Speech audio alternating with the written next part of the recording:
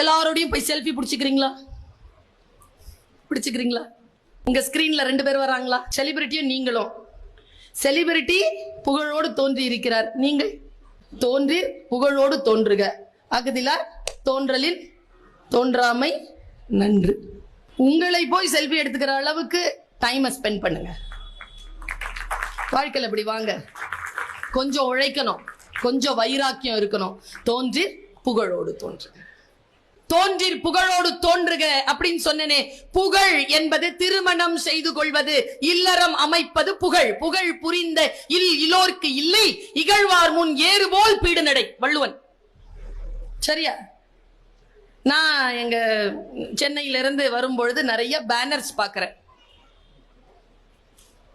தோன்றுதல் என்றால் உங்களுக்கு முன்னால், சமூகத்திற்கு முன்னால் நிற்றல், உருவம் பட நிற்றல்.